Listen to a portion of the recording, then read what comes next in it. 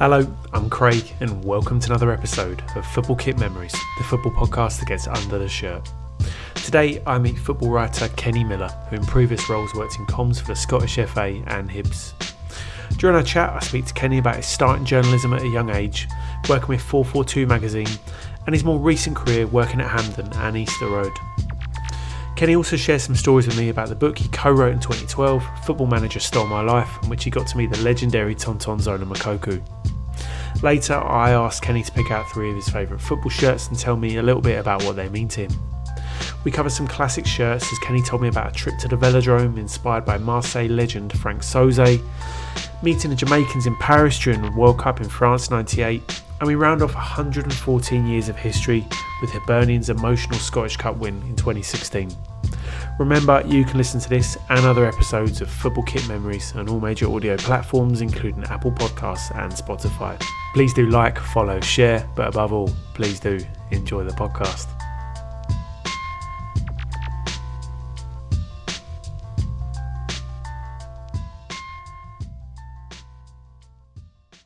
Okay, so today on the podcast, I'm delighted to say I am joined by Kenny Millar. How you doing, Kenny? I'm good, Craig. Thanks for asking me on. Oh, mate, it's great to have you here. Now, we were talking just before we started recording about how I'm going to introduce you. Usually somebody's a journalist or usually somebody, is a TV presenter, podcaster. But you've done so many things, Kenny. How would you describe yourself? Probably like your team's versatile player that's not particularly outstanding in any one position. can do a job in a few areas. So I don't want to name any specific players and get off on a really bad start. But no, I've done a bit of writing, a bit of comms work and a bit of football marketing along the way. So probably a mix of those 3 things now. Nice. I'm very much maybe an Anthony van den Boer from Football Manager. I used to like him back in the day, cover a load of positions. I'll take that. I was thinking more along the lines of Billy Jones was a stalwart for me on Chartman back in the day, but we'll go straight for the Belgian wonder kid. I like that. I'll take that. So, would it be fair to say you're a football journalist by trade? Did you start out that way, football journalism? Definitely. I remember having a very blunt conversation with my dad at an early age. I think he waited until I was about 10 years old to shatter any lingering dreams that I had of kicking a ball properly. I must have been about 10 when he told me, so he probably waited a good 5 years longer than he might have done. But no, I was always half decent at English in school, and I think very quickly, genuinely from around the age of 10, that's all I wanted to do, and that was certainly the focus in school.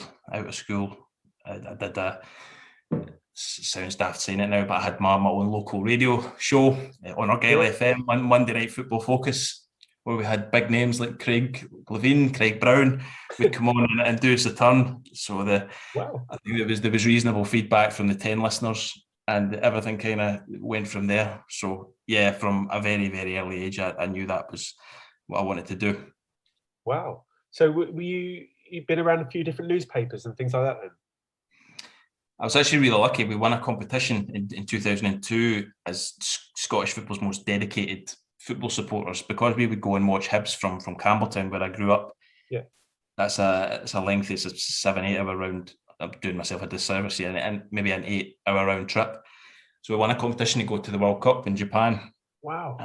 I remember the newspaper sent a journalist all the way to Campbelltown from Glasgow, which must have been the short straw of all short straws, to come and interview us. And I'm Hibs daft. We shared a back page in the paper that day with Franck Sauzée the day he was appointed manager. Wow. But I remember the journalist Ewan Smith, who now works for the Courier in Dundee and does a great job.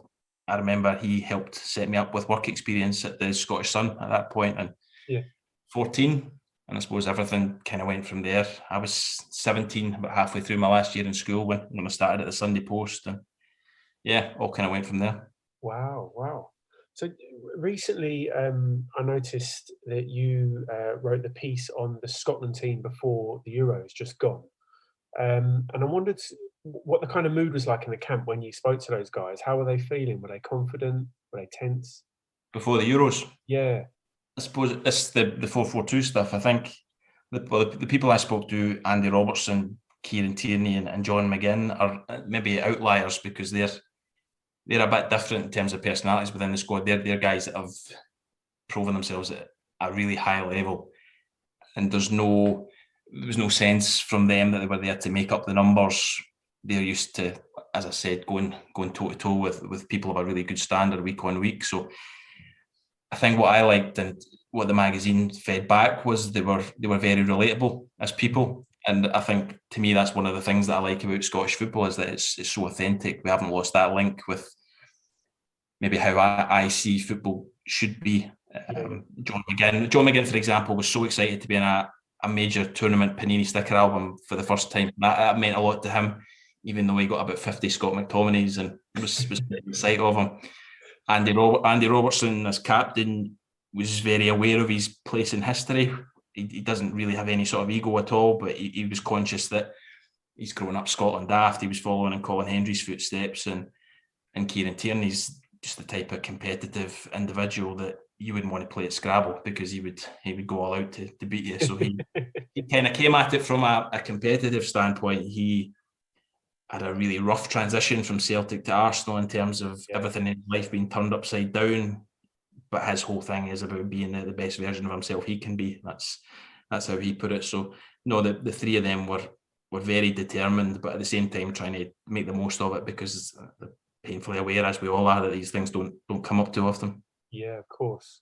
I was wondering as well, like, if you could pull back the curtain a little bit. How did that kind of work? Did you go and spend time with the team as they were preparing, or was it all done over Zooms, that kind of thing? Yeah, I'd love to say it was that in depth and that I'd based myself with the camp for 6 months to get some great anecdotes. But in this instance, it was really just a case of pulling in some old favours. I've known John since he was at St Mirren as a kid. I first dealt with Andy pretty early on at Queen's Park. Kieran I hadn't spoken to as often, but an old colleague at the Scottish FA was helpful in terms of getting the ball rolling on that one. So no, I would love to say it was in depth and done properly, but the way circumstances were, it was just a few Zoom calls. Yeah. But it was great it was, well, selfishly from my point of view, it was a nice bucket list thing to tick off Scotland in a major tournament for 442. It's as much as it was a big deal for John to see his mug in a Panini sticker book for a big tournament. It was nice for me to have done that for the magazine that I grew up reading. Yeah, it's incredible. I was going to ask you, actually, so obviously writing for 442, you do some work with Nutmeg as well, right? And they're very different publications and kind of a very different audience, and I'm guessing a very different way of putting across what you're trying to talk about and writing. Just wondered what it's like trying to write for a different audience, and do you think about that a lot when you're putting stuff together? I think you need very, very good sub-editors in both places that can try and make sense of the stuff that I send in. It does become second nature. If you speak to anyone that writes for a living, everyone can write. It's just about tailoring it for the platform and the audience. So some of the best writers that I've ever worked with have been in the tabloids, for example. And just because they're not able to show off their extensive vocabulary doesn't mean they've not got it. It can be a bit formulaic, but they're very tight. They can write to tight deadlines and stuff. So it's just a different process. But no, I don't find the adaptation too difficult, and it's two publications that I enjoy working for. 442, like I said, was always the big one, and I really like what Nutmeg, I suppose, stands for, and the way they tell maybe less obvious Scottish football stories, the same way that the boys at the Terrace do, and A View from the Terrace latterly on TV. And yeah, I don't think Scottish football's rich, it's full of stories. I don't think there's one way to tell them, but certainly I would maybe gravitate towards the way these guys do it. Yeah, well, yeah, much like you said, the kind of honesty and feeling of a bit close to something, isn't it, with Scottish football, which is one of the reasons why I follow it and enjoy it as well. So you did journalism for a long time, then you moved into kind of media and communications with the SFA. How did that all come about? It was never the plan. Like I said, I only ever wanted to be a sports writer from the age of 10, and I had 9 years at the Sunday Post, and then five good years at the Scottish Sun, and I'd done a load of freelance stuff sort of round about that. But then it sounds so cheesy this, but it was just a case of heart over head. When I was asked if a role at the Scottish FA appealed, and I'm a big Scotland man. I hear people talking about their English teams and stuff like that, but for me it was always pretty black and white. It was always Hibs in Scotland.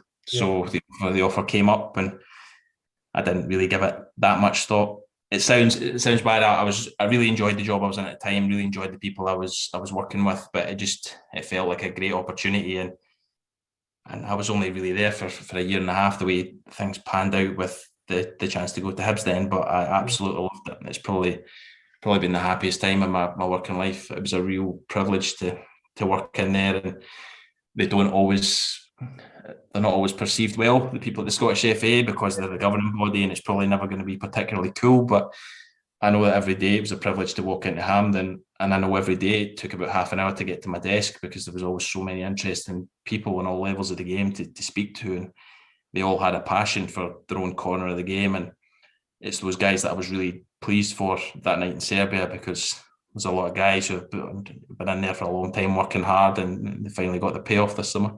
Yeah, the unsung heroes kind of thing. What exactly did the role entail there? Like, what kind of stuff did you do? Sometimes it felt like you were firefighting with a water pistol. Greg Millar, who was my boss at the time, who's now at Manchester United, I think I talked about short straws earlier on. Greg asked me to look after communications around the disciplinary side of things. So every time the compliance officer was involved, the Scottish Cup was a fun one, because everybody loves the Scottish Cup. There's no downside to that. Yeah. And I suppose the area that I was most enthusiastic about was the youth teams, sort of up to under 21 level. I would help out the guys with the A team and stuff, but I really enjoyed working with the younger age groups. It was always something I'd taken a keen eye on since I'd started out as a 17-year-old, and I had some great trips away with those guys, and probably formed a few lasting relationships from that. So yeah, those were the main responsibilities, but it was the kind of place where everybody rolled up their sleeves and mucked in, and you would find yourself working in all sorts. One day you'd be booking guests for a Scottish Cup draw, keeping everything crossed that there were no Rod Stewart type incidents, and next you were dealing with some of the more serious matters, where you would have journalists sitting in the main reception at Hampden for hours on end having to order pizza. So it was it was a really eventful period, but I absolutely loved it. I'm still very close to everybody there to this day. So were you there when the Rod Stewart draw happened? I actually started, I think, in the first draw after that. Okay. And I remember really naively thinking, it was a small team we had working on the Scottish Cup, and I remember really naively thinking, like, how hard can this be? It's just, you put your hand in, you rummage about a bit, and you draw out the teams. And I still remember the look of trepidation on everyone's faces after just before we did the next draw. And I remember when we booked Amy McDonald, who was great to work with, but right before the draw went live, she said, "Wait to see what I'm going to do." And she was only joking, but you could see in everybody's faces instantly going a pale shade. So no, thankfully, there were no real adventures when I was on that side of things, but we had some really, really interesting people. I think the most surreal experience was when we had Mr. Buffer, like the world famous MC, introduced the Scottish Cup final between Motherwell and Celtic, and I'd grown up a big fan of the Rocky films. Obviously, you'd see him introducing the world's biggest fights, and to be helping look after him for the day was a surreal experience. I remember handing him the team sheet and naively again pointing out Gail Bigger-Amana's name in the Motherwell lineup and say, "Oh, you'll have a hard time with that." And his really smooth American accent turned round and said, "You mean Gail Bigger-Amana?" He was a total pro. There was no flies on him. So it was I can't stress enough. It was a great experience in there, and don't regret that for a second. Very nice. So you kind of took that expertise you learned at the SFA and then moved on to Hibernian.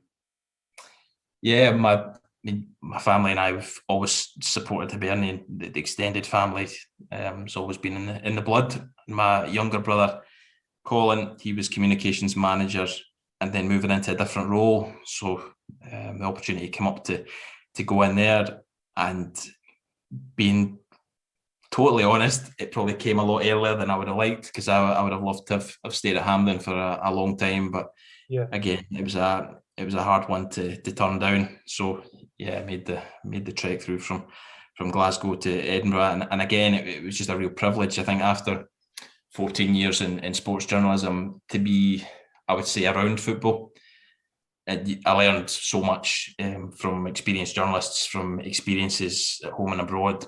But I think I've probably learned more about the game and the people within it from, I would say, working directly in football between Hampden and Hibs. The sort of frontline experience you get, good and bad, really does show you what the game's all about. Mostly just in terms of people and the impact it has on their day-to-day life. Yeah, of course. I was wondering as well, are you much freer at a club versus a country in terms of the tone of voice you can take and the kind of campaigns you can do, etc.? I can only speak for myself at Hampden. In terms of the social media channels at Hampden, they've got a great guy, Jack Evans, who looks after that, and he guarded the keys to the social media channels with his life. So I can't say I ever got near that. But at Hibs, I did enjoy. Some people hate it, but I enjoyed the back and forth on Twitter, especially. And I don't think there's any point in taking yourself too seriously. Obviously, you have to be professional, and I think especially as the journalist in you is always thinking one step ahead, thinking about the ramifications if you write something daft. But I do think at the same time you have to talk to supporters like supporters and not just be this faceless corporate entity and try and be style over substance or anything like that.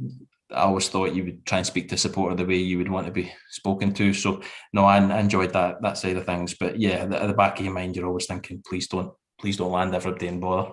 And I think we just about managed to get by without any major incidents. Very nice. Were you ever involved in any kit launch campaigns? Yeah, a couple. Again, I can't profess to having any input in the design side of things, which is probably a good thing, because when you're a kid and you've got the blank sheet of paper, it's easy. But when you see how much goes into it, it's a lot more difficult. But those were always the exciting things. New kits, and especially new signings, pushing the buttons on those. You're very, very conscious that sometimes there's a lot of operational stuff you have to put out, and there's a lot of mundane stuff you have to put out. But you know, when you push the button on that's the stuff that really excites people. And again, that was a privilege to be involved in. I mentioned Jack at the Scottish FA. I was so pleased for him the moment Scotland qualified for the Euros, and I saw another nice tweet from Andy McKinnon at Rangers when he got to push the button on Rangers winning the league. Yeah, I'm always so pleased for these guys, because maybe other than ScotRail in this country, you don't get much more abuse than looking after social media platforms of a Scottish football club.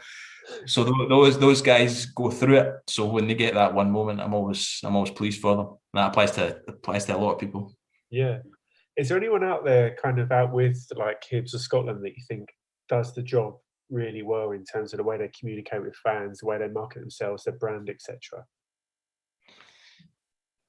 There was so many things I would have wanted to do at Hibs, but it's hard when you've got the churn or you've got resource issues, and you have to try and balance out what needs done against what you would like to do. But I always would have liked to have spent more time on the player marketing side to actively push I was going to say your better players, but some of your more promising young players. And I look at clubs like Dortmund, who I think do it very well. They're a great mixture of players having fun, but also showing them in a good light. Ajax are brilliant at it. I suppose they're the big budget versions, but on the other side, you've got Nordsjælland, who I also think tell their story very well. But there's great examples throughout Scottish football as well. I love what Montrose do in terms of having a laugh. They won't mind me saying it's a bit more rough and ready than some of the polished stuff. Okay. The other end of the scale, like Motherwell, who are also excellent storytellers. But I could point to stuff I've seen at Aberdeen, Hearts, most clubs, to be honest. I think everyone's basically in the same boat. And I think you get some very, very good stuff out there. The difference comes in the number of pairs of hands or the budget or whatever and how refined it is. But I think there's a lot of good, as I said, there's a lot of good storytelling in Scottish football and a lot of good stories to tell. Yeah, a lot of creativity. It's good to see it recognised on social and stuff, isn't it? I also think, like I said, there's loads of good stuff overseas and in different sports. You look at LSU and college football in America, but I do think Scottish football is in its own little bubble, for better or worse. I do think there is a different way of talking to people over here, and I think you can look for best practice all you want overseas, but like I said, there's plenty to like and rate here that's worthy of people's attention. Well, it has to resonate with the audience you're speaking to, right? Isn't it? If you try to be an American NFL club and you're working in the SPFL, it's just not going to resonate, I suppose, is it? Yeah, and there's two sides of it. Listen, you have to be open to new ideas and doing things differently, but at the same time, I suppose it comes back to what are you doing it for and who are you doing it for. Yeah. You can spend so much time on a bit of content and make it the most polished thing, and it looks good and it'll look good in your show reel. But if it doesn't appeal to the supporters, then what's the point? You're really doing everything for them. So yeah, that's what you keep coming back to, I think, ideally. Yeah. So, Kenny, before we do dive into your kits, I wanted to ask you a little bit about a book that I really enjoyed reading. It came out 10 years ago, is that right? It's Football Manager Stole My Life. You were involved in. Can you tell me a little bit about that, how that all came about?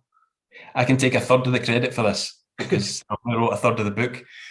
I worked alongside two guys called Martin Gregg and Neil White. They were at different newspapers, but we would see each other in the press boxes. So we would play in a particularly aggressive game of fives at Townhead. And the two of them now run a company called Backpage Press, which have produced some of the best books, I was going to say in Scottish football, but across football in the last few years. They've done some brilliant stuff with Graham Hunter. They got the rights to Pirlo's book, which is one of the best football books you can read. And they pitched the idea of doing a book on Football Manager or the series Champ Man that became Football Manager because it was the 20-year anniversary. Yeah. So the idea was to do it with the support of Sports Interactive, but do it off our own back so that we could have a bit more freedom about it. So Backpage Press produced it with Neil, myself, and an English writer called Ian McIntosh, who a lot of people will know. Yeah. We managed to turn it around pretty quickly, and that was 10 years ago. So that was one of the best things I've ever been involved in. It was just such great fun, and we launched it in London with an open game of fives, and it was hundreds of people turned up for a kickabout. Wow. With a really extrovert Ian McIntosh in goal. I was just running about a bit the way I would, and the star turn in our team was a guy called Tonton Zola Mokouko. Wow, that's the guy. I'm so glad that was your reaction, and I don't have to explain who Tonton Zola Mokouko is. But for anyone else, Tonton Zola Mokouko was a wonder kid in Championship Manager 2001, 2002. He was a kid at Derby at the time, and then like so many, Miles Jacobson at Sports Interactive will let me say this, like a few. They don't quite live up to their real life billing. The way any young player can be highly rated, and for a combination of reasons, it just doesn't work out. Tonton had a really difficult life and had just become a bit of a recluse, I think, by his own admission, but managed to eventually track him down for a section in the book I did with sort of in-game cult heroes. And I still remember when the email dropped in from him in the wee small hours of the morning, it just said, "I hear you're looking for me," which sounds really sinister, but yeah, it was great to then turn up at the airport in London with a sign that just said Tonton Zola Mokouko and get him involved in our game of fives. He missed a decisive last-minute penalty, which probably isn't the best way to end that story, but yeah, it was just a great laugh and a great experience. So to this day, yeah, I really owe Backpage Press a lot for that, and yeah, I would encourage everybody to check out all the books because they're two very switched on guys. Yeah, very nice, mate. Very nice. What a guy, Tonton Zola Mokouko. Brought a lot of joy to a lot of young teenagers' lives, I think. Still in touch. It's probably the most unlikely friendship in football, but the encouraging thing from that chapter certainly was everybody was so happy to speak about their in-game fame, I think is probably the way to put it. Kennedy Bakayosoglu would sign himself for Barcelona. Freddie Adu was really, I suppose, down to earth and revealing about his in-game fame and how that didn't translate necessarily into real life. Yeah. Cherno Samba was another great guy. There was Mark Kerr, Willie Howie. There were loads. It was a lot of fun to do that. But yeah, that was a great experience, and it's a sobering thought that was 10 years ago now. That just means it's the 30th anniversary next year, and we should really do an updated version. Exactly. Yeah, there must be others. I wondered, did any of the players flat out refuse to speak to you at all? Anybody that you approached? I wouldn't like to name names because that it wouldn't really be fair on Alex Notman, who absolutely refused point blank once he'd heard what it was about. Mark Kerr took a bit of convincing, but then was absolutely great when I got him. And it was interesting because when Football Manager brought out a film to on the back of the book, Mark Kerr was involved and he was really slick on camera. So I like to think we tempted him into the light to talk about that. But no, there's so many players play the game and it's got credibility within football. So it wasn't as difficult as it might have been.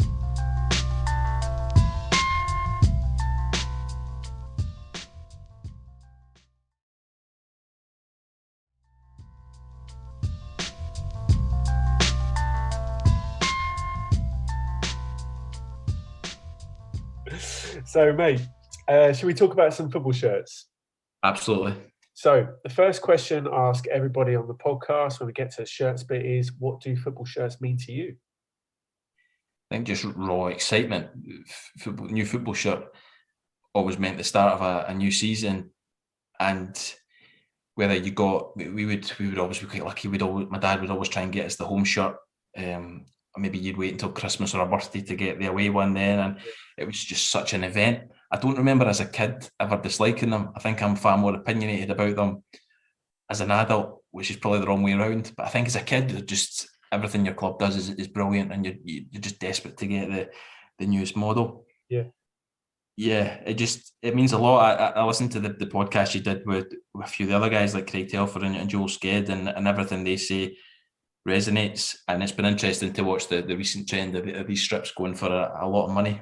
There's some I've got I just wouldn't cash in on for anything, and there's a few I would love to get my hands on. So I suppose that's one thing that just binds every football fan together, isn't it? I mean, who doesn't like football strips? Exactly. Yeah, there's always, even if you're not a collector of something, there's always something that they evoke, and I guess that's the point of the podcast, mate. So Great idea. See what you've done. So your first shirt choice is a Marseille. I think it's a 92-94 home shirt by Adidas. How come you chosen this one? I'd like to apologise in advance to any Rangers fans that listen to this, because that campaign will bring no positive memories for them, because it was overshadowed by, we'll call them a series of allegations against Marseille. But I remember this iconic white strip, and they had a great team. They had, you can rhyme them off: Barthez, Angloma, Bolly, Desai, Boksic, Voller, Deschamps. But they had a guy, Franck Sauzée, who scored a great strike against Rangers, but it really came to my attention when he signed for, we'll call it a transitional Hibs team in the first division, and the second tier of Scottish football. And I'd never seen anything like this guy before. He was just, everyone Welsh called him a casual colossus, and he was just such a classy player, and he made a real impression on a younger version of me. So you do that thing where you try and consume every bit of detail about them, and Franck Sauzée is a living legend in Marseille, because he was one of the players that won the European Cup, the Champions League for them, and he played a lot of times for France. So yeah, you consume everything about him. So I remember my dad took me on a trip to Marseille, going to the Velodrome, going to a game. I remember finding that strip and getting that vintage strip, and I'm lucky. I've been back to Marseille 3 times since then. I went back with the SFA, or Scottish FA, sorry, they hate SFA. Scottish FA doesn't fit so well into negative songs about them, so you always say Scottish FA in full. But 3 weeks in Marseille for the Toulon tournament, which was great. And then I was back for a wedding, so I always like going back to Marseille. I think the Velodrome's special from a professional perspective. I think what they do on social media is really cool. But yeah, it was all about Franck Sauzée and that iconic strip. And I've managed to sort of speak to a lot of my heroes over the years just doing the job. But Franck Sauzée remains the one person that I just couldn't get the words out with. It was really? As a 14-year-old, just really embarrassing, just standing with a microphone for Argyle FM, just trying to get the words out. And I would hate to see any footage of it back, because it must have been absolutely mortifying. So I like to think that if our paths ever cross again, I'll have a bit more composure, but I can't make any promises really. But there was upsides to it. It definitely made me, it sounds daft, but it made me stick in at French in school, I think. And I idolised Zinedine Zidane at the same time, and he's synonymous with Marseille, even though he never actually played for the club. But yeah, probably through Franck Sauzée, a bit of Zidane and the place itself. But I always loved that Marseille strip, and I've still got it. It's got a few grass stains on it that are really stubborn to get out. Yeah, I've resisted the urge to spend a lot of money on buying one that fits me a bit better now. But yeah, I do love that strip. Oh mate, it's a great choice. Fantastic. So we're going to move on. You got something pretty crazy. This is the Jamaica home shirt by Kappa from France '98. What a strip, though! Yeah, it's incredible. The Kappa aren't prominent enough in the football strip scene these days. It's just that the home and the away version of this, the green sort of change version, are both brilliant. I was obsessed with Cool Runnings when I was a kid in Campbelltown, to the extent that I wore out the VHS. I vividly remember trying to watch it and the thing just packing in at one point. I remember doing a school project off the back of it on Jamaica. I half remember asking my mum if I could get dreadlocks, and I'm really glad that she didn't take that too seriously.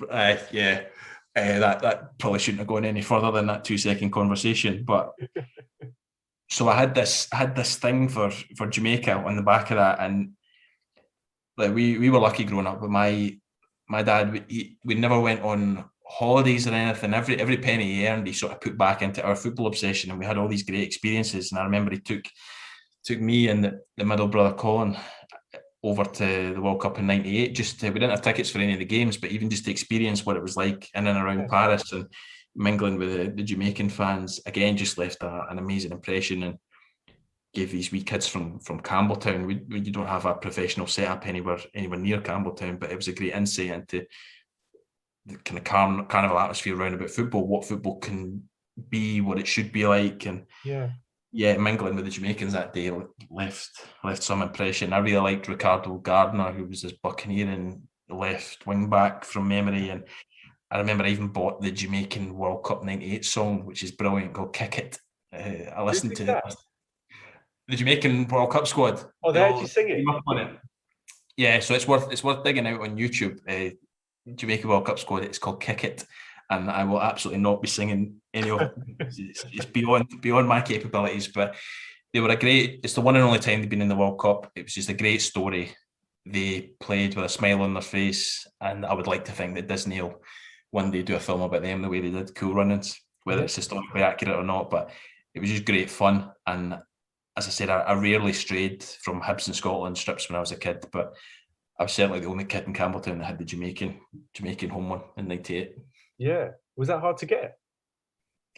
I'd have to ask my mum. She probably deserves a lot of credit for that one. Yeah. I've no idea. If you've ever been to Glasgow, and not everyone will be familiar with Greaves, the Greaves Sports Shop in Glasgow, but they had all these exotic football strips in glass cases. So the rare time that we would be anywhere near Glasgow, going to Greaves was a treat, because there's these glass cabinets with all these strips from teams you've never heard of, and that was a real treat to flick through them. And I need to ask her where she actually got the Jamaica strip, but we've still got it, and like the Marseille one, it doesn't quite fit so well. But it's another one that I really resist the temptation just to go and buy.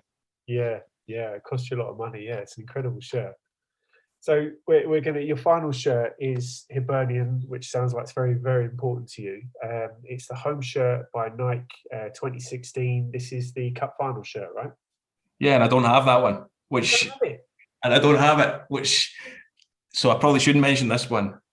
I actually had this conversation with somebody recently. I've now taken to buying every Hibs and Scotland strip and just sticking them in the back of a cupboard, because they are great things to have.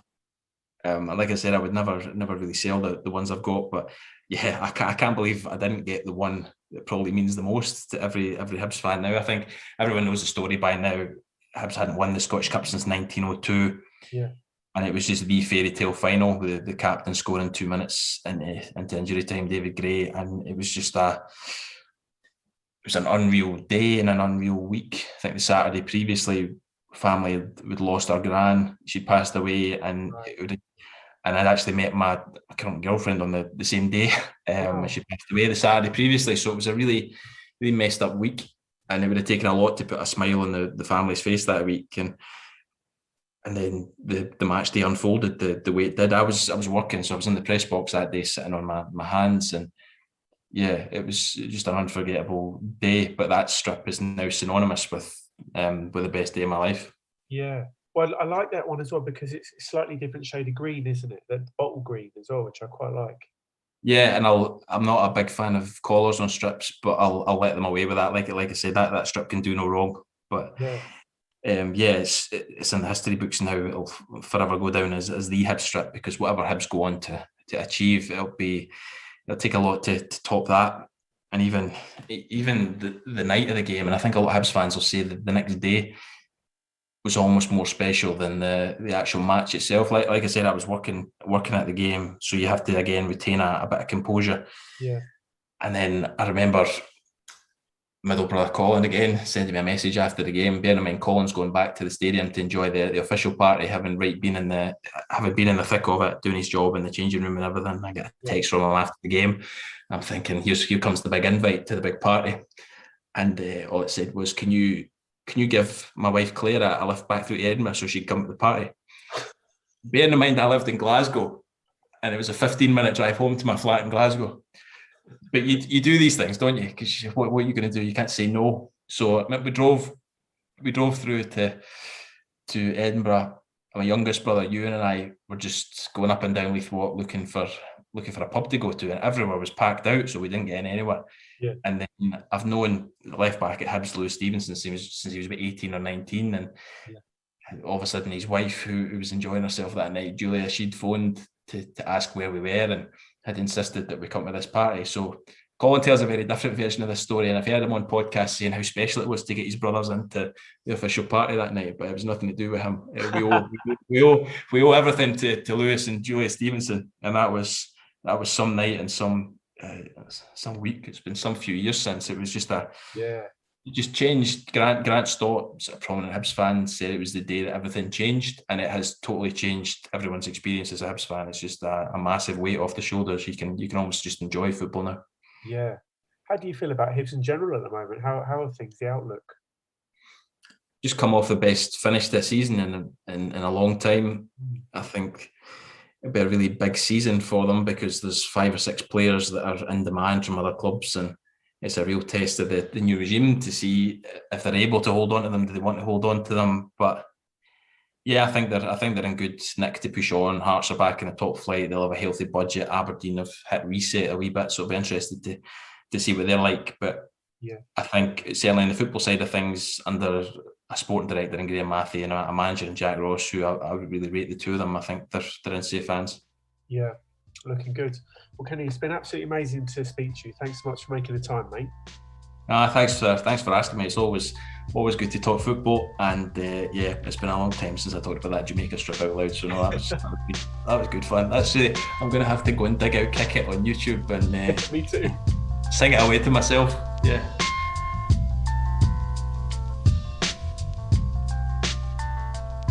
So there you have it. Massive thanks to Kenny for sharing his football kit memories with me. You can follow me and my own collection on Instagram or get in touch via Twitter or email. Make sure you follow Kenny on socials too, and the music you heard was produced by Evaled. You can check out his music on his Bandcamp page. There's links to absolutely everything I mentioned in the notes section. And finally, thanks to you for listening. If you have enjoyed it, please do spread the word, give me a follow on social, and subscribe to Football Kit Memories on your podcast player of choice. And other than that, I guess that's it. Until next time, I'll see you later.